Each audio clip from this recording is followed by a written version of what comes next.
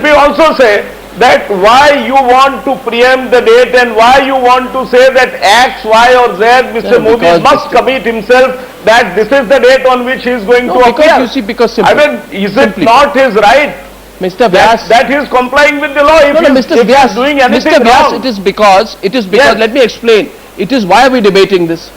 Because as Mukul Sinha will tell you, and let Mukul Sinha actually ask his question to Mahesh Jethmalani directly. Yeah, I have to ask a the question is, he's a major politician. Let me complete my argument. He's a major politician in this country. There's a moral and political argument about an appearance which can't. But let's you get can hide. all right, let's get Mr. Sinha's question. Mr. Sinha's question to Mahesh Jethmalani going on right now. Abhishek Manu Singhvi, please stay on. Yeah. The question is that even now, Mr. Mahesh Jethmalani is referring to the communication of SIT as a summon, because a date is related to a summon. Now, is it really a summon? Why is he making so much of noise about the date? If it is not a summon under 160 of the CRPC, then that date has no relevance. So, kindly answer whether this is a summon under 160 or is it a plain notice. If it is a plain notice, then the date is irrelevant and all this noise about 21st or 27 loses its significance. I am sure that question is indecipherable. I don't know what Mr. Sinha is trying to say. It makes no difference whether it's a notice or a summons, because I believe why don't you answer it in plain terms? Please, why don't you answer in plain terms? Why he thinks there's a difference? We would like to know what you have. Yes. What is the difference between a notice and a summons according to you, Mr. Sinha? Let me answer your question with a counter question. Well, I think as a lawyer you ought to have answered the question. I'm asking you what the difference is. I see none. Let him.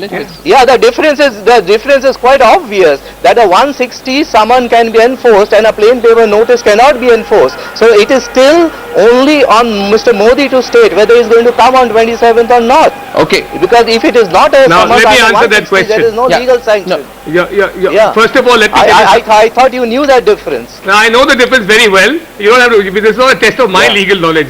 It cannot be a summons, Mr. So you need not have put it cannot a be a question. summons, You Mr. need not have put a counter question. Mr. Sinha, it cannot be a summons. You ought to know that only too well, because an investigation is not underway as yet. This is only an inquiry at the instance of the Supreme Court. It's not an investigation. It's a simple notice. And let me tell you one thing, to put everybody's apprehensions, particularly yours and Mr. Singhvi's, at rest. If the SIT, notwithstanding the pendency of the case of the Supreme Court, listed for the week of 5th April, wants him to come, ignore the propriety of the matter, he will appear on the 27th or before on such date as the SIT finds it convenient. Okay, that should answer all questions. Okay, the last question to Abhishek Manu Singhvi, and that's a political question going out tonight.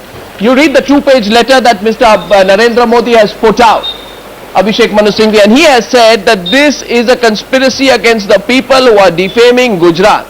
The people of Gujarat and this country have identified those who are defaming Gujarat continuously since 2002. I want to tell you, spreading falsehoods had only one purpose, and that is to instigate people. So he is going to make this political. He will make this political.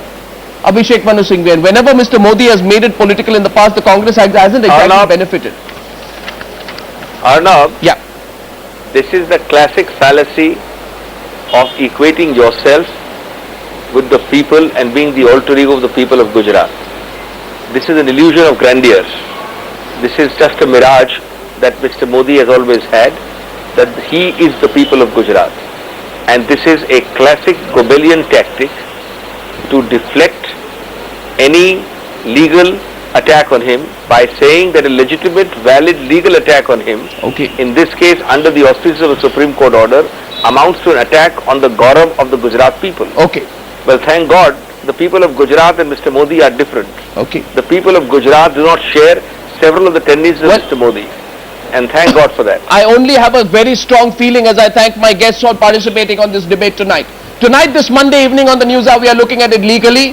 Mr. Modi seems to be determined to look at it politically. Whether it becomes political or legal, time will tell. Mukul Sinha, Mr. Vyas, Mahesh Jethmalani and Abhishek Manu Singhvi on that twist in the Narendra Modi case. Thanks for joining the News Hour debate tonight. Coming up on the other side is the debate that's developing over how, in what circumstances, with what justification and in what form a US-Pakistan nuclear deal is possible. Talks on Wednesday, debate in 2 minutes.